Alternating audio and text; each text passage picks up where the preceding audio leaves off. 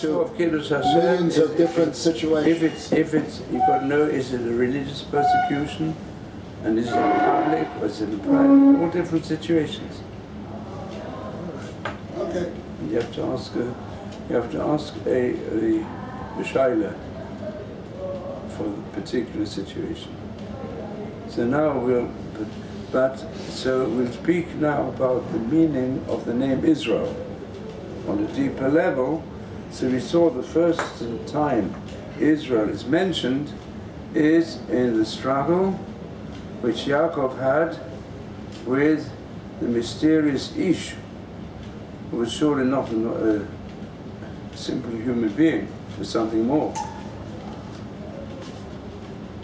And is this Malach apparently, an angelic being, non-human being that struggled with him, that gave him the name. He didn't actually give him the name, he said in the future that's going to be the name given by Hashem to you after the struggle. So if you'll turn to chapter 32 of Bereshit and verse 25. Look it up, 32. Jerusalem Bible, you'll find it.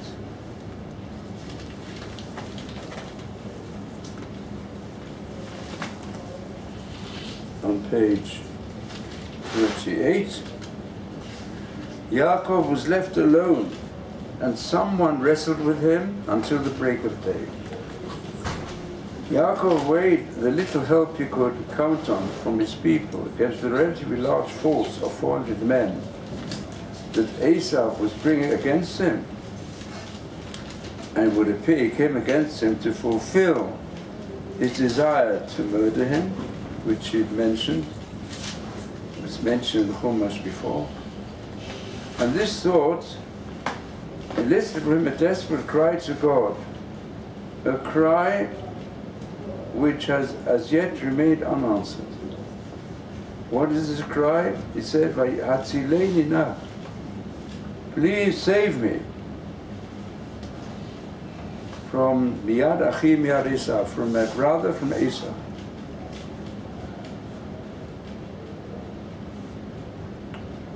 And this word Hatzileni, the prophets say, this is the third sign of the Geula. The Geula that appears amidst the total helplessness of the Golut. In other words, this night represents the night of the exile. The night during which Esau and his successors want to destroy the identity of the Jewish people. I want to destroy the power of God, which is the difference, Golut and Geula, as we explained. So too, the experience that finally gave Yaakov so profound an answer came to him at a moment when he was without even the little help he thought he could count on.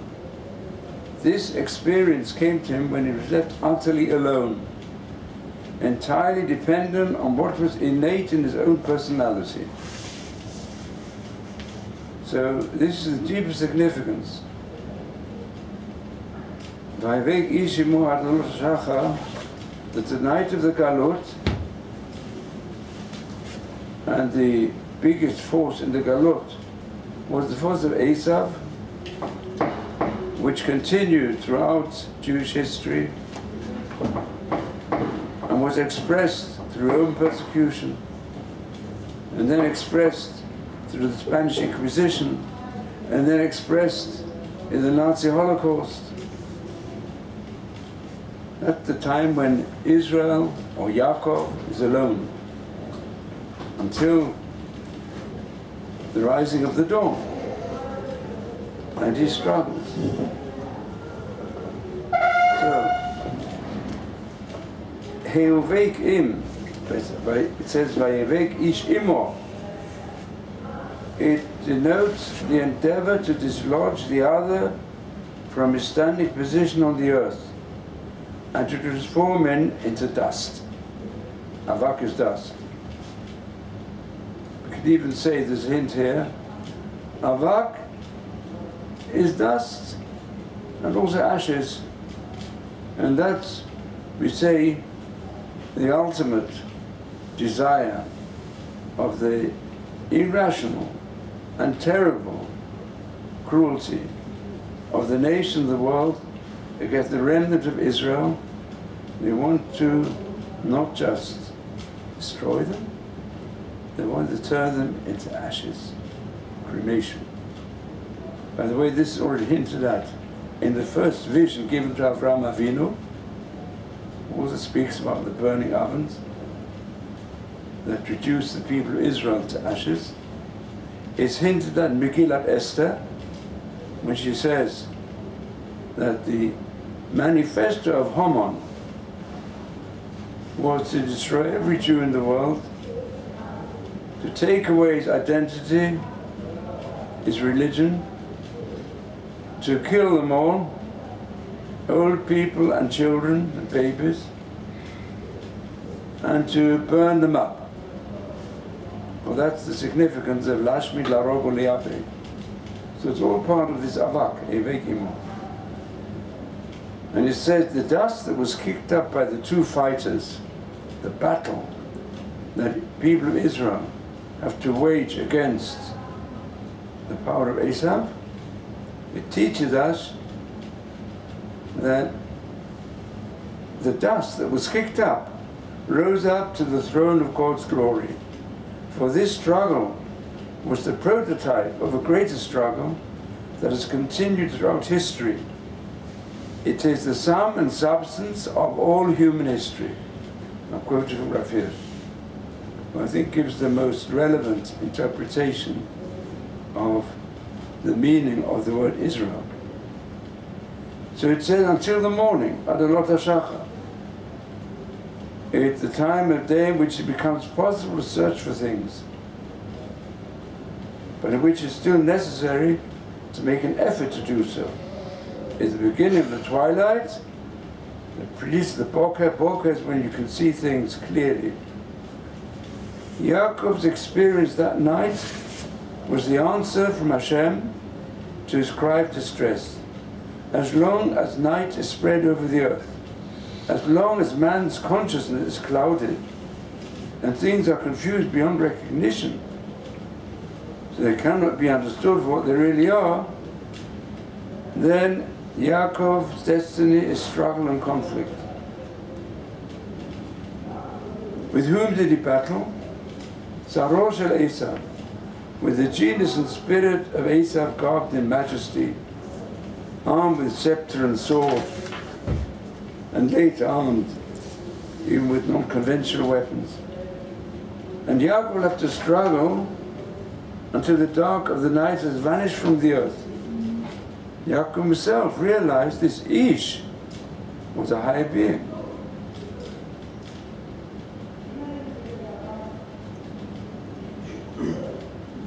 And then it says what happened? That the upper joint of Yaakov's thigh was dislocated, being weakened. Throughout the nocturnal struggle, Yaakov's adversary tried to knock him off the ground from under his feet, to deny him the possibility of existing on earth, which is continuing until today, when we have neo-Nazism intertwined with Pere Adam, with the wildness of the heritage of Yishmael. In this he did not succeed. He couldn't deny him existence on earth. But he did succeed in weakening Yaakov's material power and prevented him from using his natural abilities and faculties for making steady progress on earth. That's why it says he couldn't prevail against him, so he gripped the upper joint of his thigh and we dislocated. So this Ish, this, we say, the inner essence of Esav, he said to him, let me go, for the day is breaking. We're coming to the time when it's very dark, the darkest struggle, just like the darkest point of the light is just before dawn. When the moonlight and starlight has dimmed and there's not yet risen the light from the sun. And then it's very dark. But this Malach said, well, we're coming to the end. So Yaakov said, I'm not going to let you go unless you bless me. So I want to add something here. We are today, we're applying this to the day, it's very interesting that the truth is, amongst the nations of the world, the name given for Eretz Israel, from the time of the Romans onwards, was Palestine, place of the Plishtim, Palestinians. Plishtim in the age of the forefathers. Plishtim means those infiltrators, Liflosh means infiltrate, came from the outside, from the islands in the Mediterranean, infiltrated. In the early times of the forefathers of King Shaul and King David. But the name has remained also for later generations, adopted by Muslims. But the other name you find nearly in all histories is called Judea. But generally it's not called Israel, not called the land of Israel. In fact, in the Bible itself, it's only called the land of Israel also in later times. There are different names. But when did the name of Israel start appearing, become worldwide? As we said previously, the name mentioned most of all in all mass media day by day since the Alot HaShachar. The Holocaust was the darkest time. And such darkness never existed before in the world as came upon the people of Israel in the Holocaust. And also upon a great part of civilization.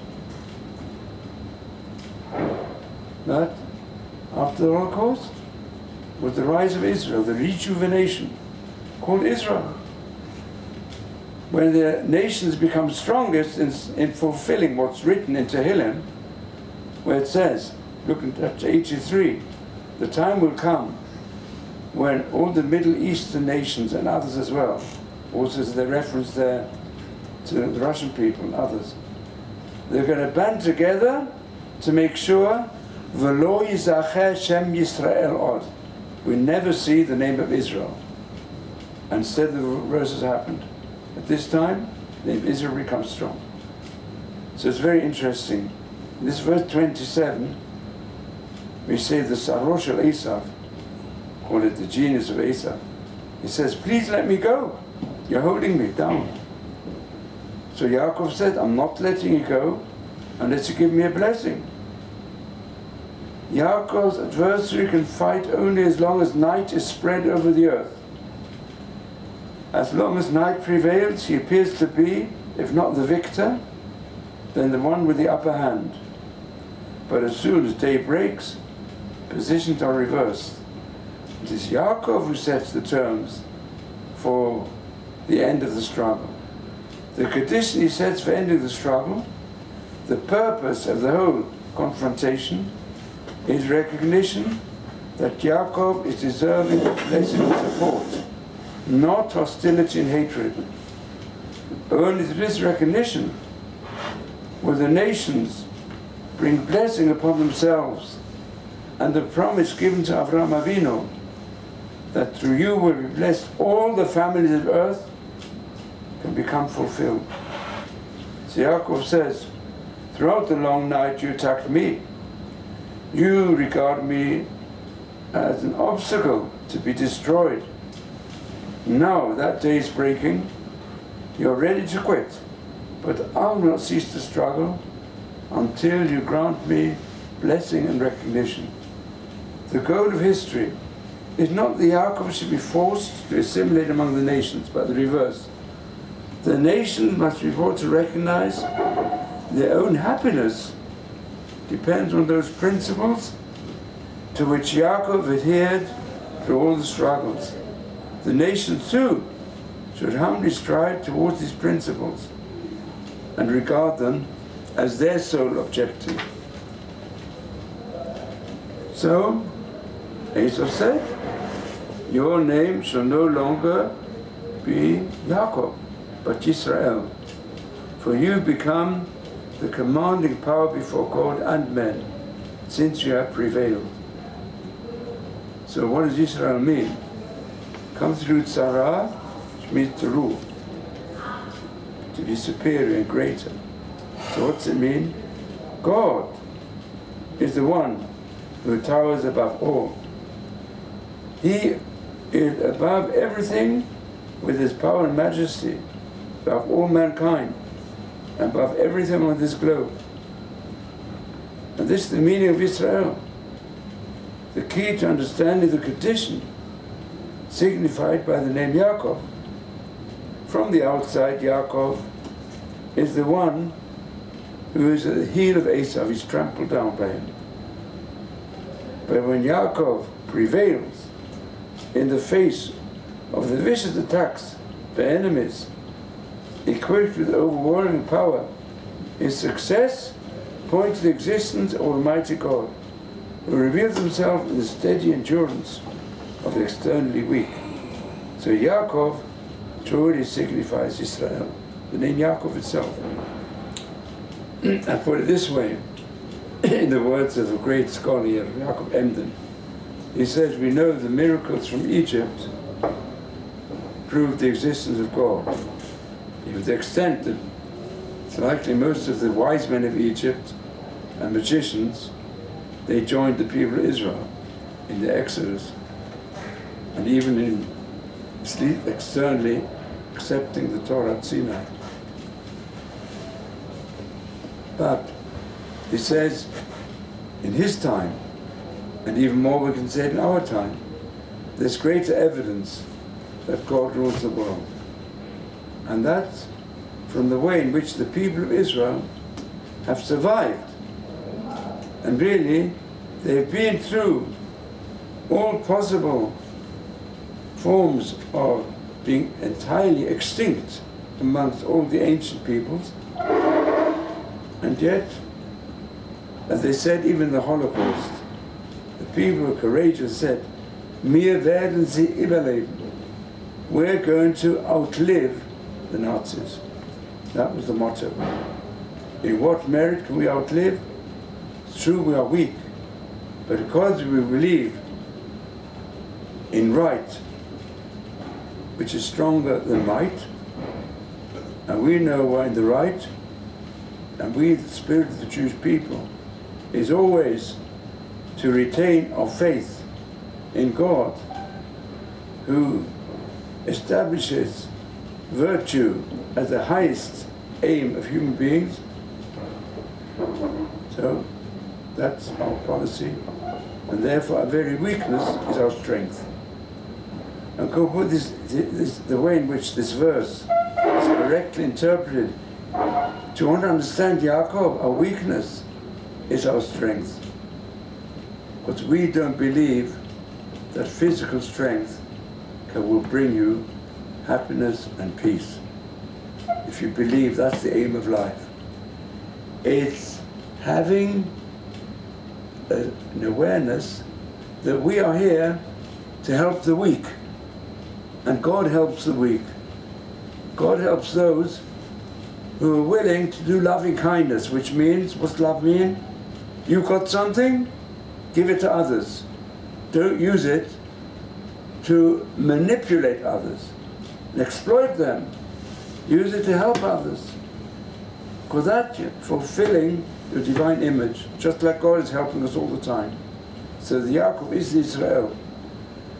So I want to give you an episode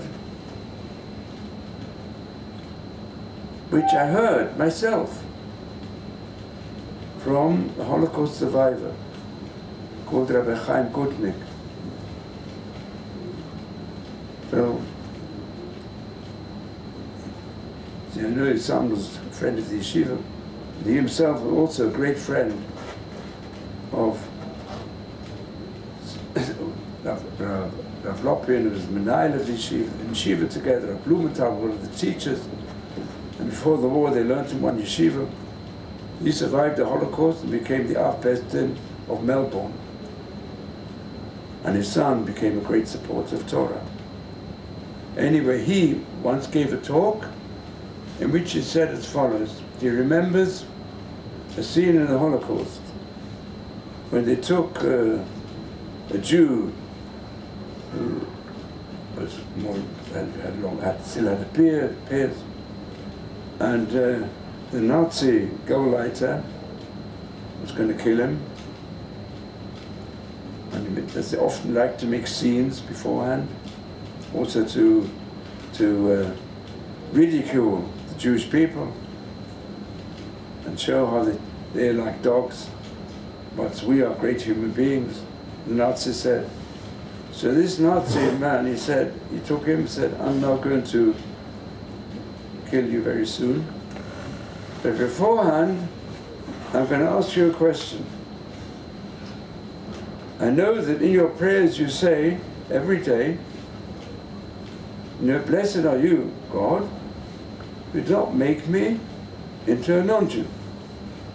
So he said to him, and also all the gathered victims there from the camps, said, tell me, can you say that blessing today with regard to yourselves? Wouldn't you wish to be a Gentile like I am, who is free, can go where he wants, is not being persecuted, and is strong and is wealthy?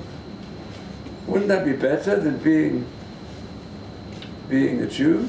Can you still say the blessing in truth, sincerely, that you have not made me into a goy? Wouldn't you be better to say, I wish God would make you into a goy when you're starving, nothing to eat, and you're put to back-breaking work? So this Jew answered.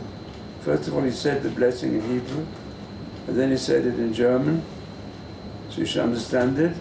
But he said it like this in German. Blessed are you, God, who has not made me, who has made me into a Jew, who believes in kindness and in compassion, and has not made me into a non-Jew like you, who is just a wicked murderer and is killing innocent people as cruel as he can. So I bless God more today than I blessed him all my life. So those were his last words. The Yaakov, the weakness, makes me the victor. And the truth is, all those Jews, or the other Jews, they felt a bit of encouragement by this. That's what it means, dying on Kiddush Hashem. He made a huge Kiddush Hashem. And not only he, but we can say the vast majority of the Holocaust survivors, who were not turned over into complete zombies, as many of them were, and therefore they can't get it out of the system, and their characters are constantly plagued by terrible traumas. But those who were able to survive with this strong spirit, when they became survivors, they did so much for others in every way. In fact, many of them, they tried to grow in Torah as much as possible and spread it. They tried to grow in wealth. Some of them felt that they could do better, but not wealth for themselves, but would give to others. They tried to transform their lives into being productive, having big families, in order to prove to the world that those who really worship the true God of loving kindness, they will ultimately survive all the cruel, big powers in the world who don't care about innocent lives and cruelty. And today it's very serious. I think in 1 week there were 4 anti-Semitic terrible killings by people identifying with Daesh or similar meds in Germany itself. We're in a very risky situation. That's it. But we carry on in this way. That is significant to Israel. So now I'll go on to the next verse. But what did he say to him? Your name shall no longer be said to be Yaakov, for you become the commanding power before God, since you have prevailed. Vatuchal. You achieved everything you wanted. I wanted to throw you down. The Malach of Esau says, I was unable to do so. You wanted only not to fall, and that you succeeded. And this has remained the relationship between Yaakov and Esau to this day. With regard to politics and religion, Esau declares, outside of me there's no salvation. This is, Christians say, if you don't believe in me, you won't be saved. And he considers his own existence threatened as long as aside from himself there's a Yaakov. As long as there exists aside from himself another force claiming its rightful share in shaping the world. That's Esau. And Yishmael similarly. They followed in the steps. To Yaakov every pure human being is justified. What is more, it says every pure human being can attain significance if it will resolve the spirit that Yaakov has to offer. Yaakov's sole demand is blessing and recognition. Bless us, and you'll be blessed. Support our virtues, which are not ours, they come and were revealed to us by Hashem, both through the Torah and also through human history. And it says, with God and with man.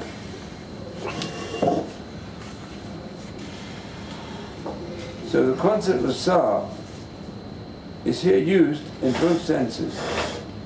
It comes from Sar, which is power. It also comes from Yasor, which means a measure.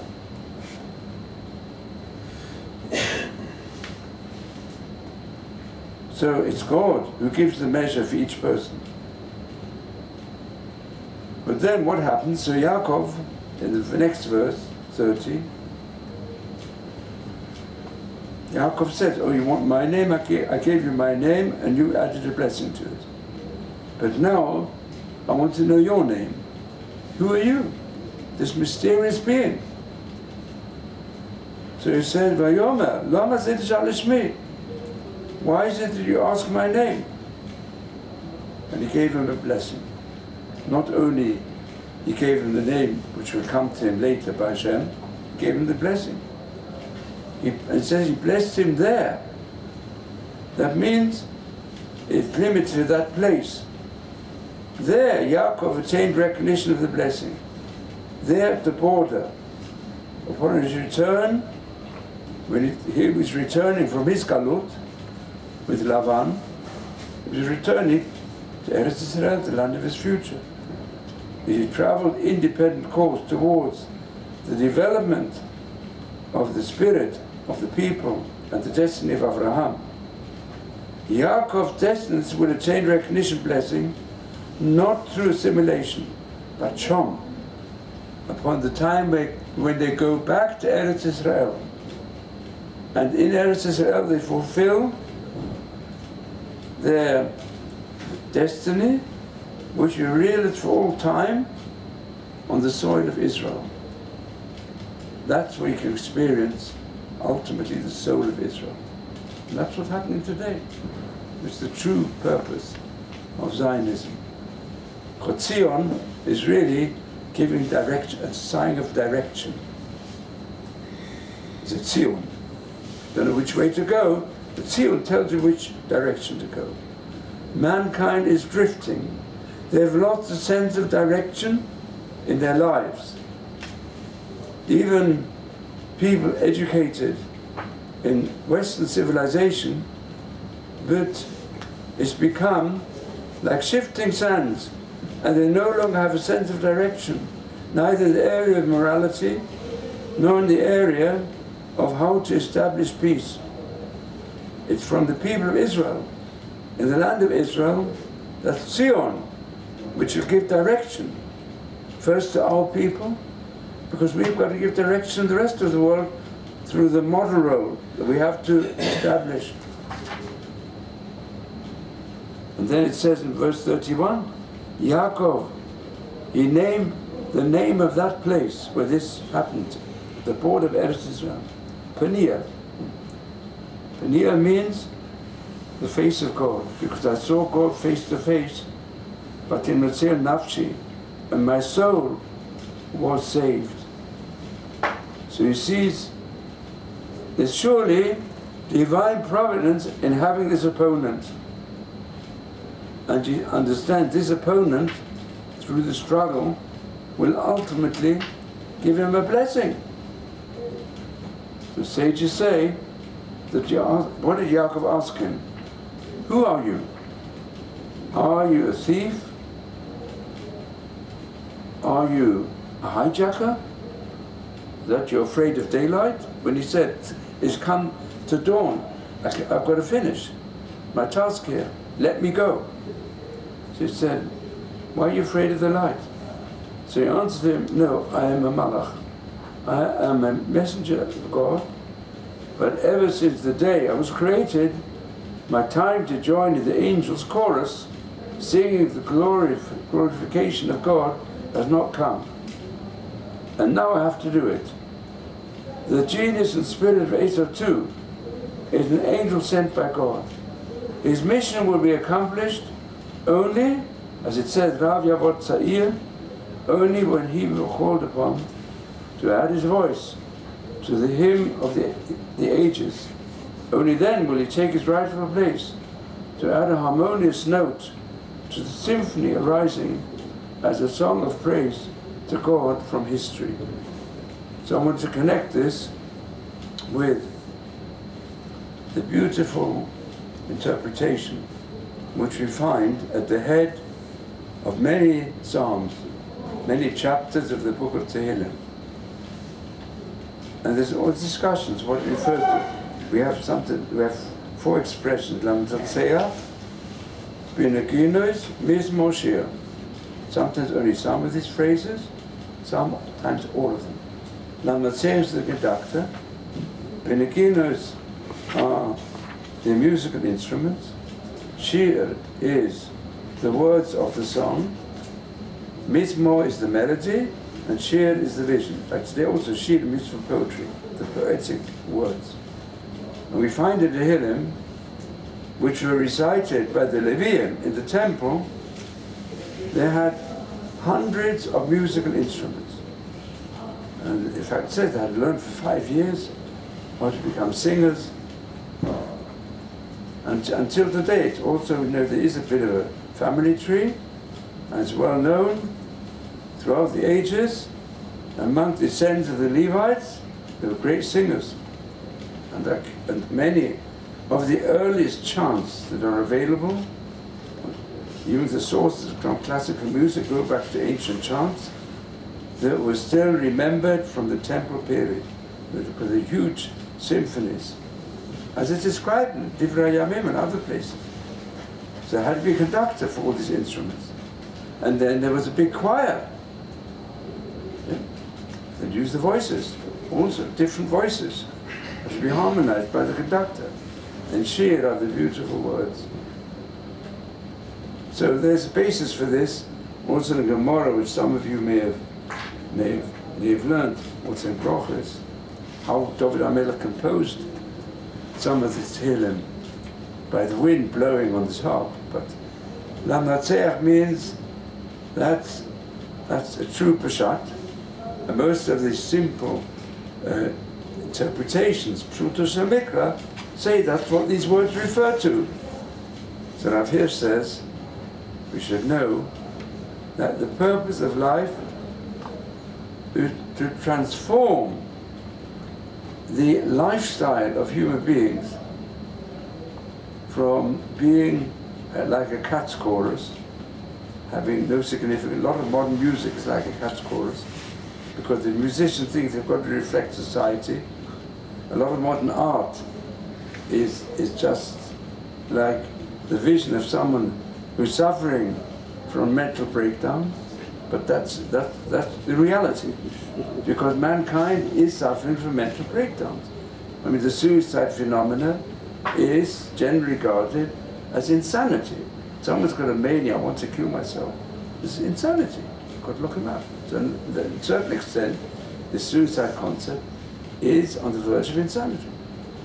And what does Tehillim try to teach us? That there is a conductor in the world. Who's the conductor? Hashem. And if each person will look at his notes, what he's got to do in his role, and will harmonize it together with the conductor signs, then each person's got a different task, his particular instrument, or his particular voice that he's been given. It's all part of establishing the whole world as being a symphony, an unfinished symphony. The symphony on such a high level that we have to keep on fulfilling it. But life can be filled with the most fantastic music. You know, that is one of the reasons why the Torah is referred to, the end of the Torah, please write for me this song. The Torah is transforming all the problems and difficulties and despairs that come into people's lives and the nation's lives to transform them into the music of life, a source of non-stop happiness and high experiences. That's the concept of the 70 nations. The 7 nations have to join in. That's why ultimately, if they bless the Jewish people, they'll become blessed by Hashem. Because they recognize the Jewish people, we contain these concepts. And even today, although it's very weakened, very much weakened, but there is amongst the people of Israel, especially in the land of Israel, there's such a lot of chesed, so much loving kindness. So many people, they give over their lives to help others, and they create organizations to help others. And this is what keeps us going on the highest level. Even those who want to kill us, we try our best, constantly giving them humanitarian aid, with the hope that we'll get some sort of response also of being willing to make peace, instead of just saying we want the sort of peace agreement where the Jews will just be constantly under persecution, under our feet. So no, we hold you down. We can't allow that. He who comes to kill you, the Torah says, we don't believe you don't create loving kind of the world by constantly giving in to tyrants, especially if they're tyrants against virtue. So we have to keep up virtue, and those who want to go in cruel ways to kill us, we have to defend ourselves. And the Israeli citizens and the army have unfortunately had to give so many lives because it's unfortunate, because our enemies did not respect the way in which we Jews try our best never to descend to their level. We're not going to have anyone establishing shooting grounds in hospitals, in ambulances. We can't, it's not possible for Jews to do things like that. But our enemies do it. And the world, and what the world do, they twist everything. But even this we have to face. As it says in the prophets, if you will be loyal to my Torah and the principles which are established in the Torah, and also look after the poor, and all the have should help the have-nots, then all vessels and instruments and weapons which are forged against you will not be successful. And every expression of words that come to attack you, which are based upon falsehood, tashi, they'll be shown to be falsehoods. So let's hope that will happen. And then we will fulfill the name of Israel in full. We'll demonstrate in our lives that God rules the world. And we are the ones we'll be given the mission to spread God's teachings in the world. Not by missionizing, but by setting an example. And that way, it can percolate through, at least to the better human beings. Let's hope it'll take place in our time. We'll all experience it.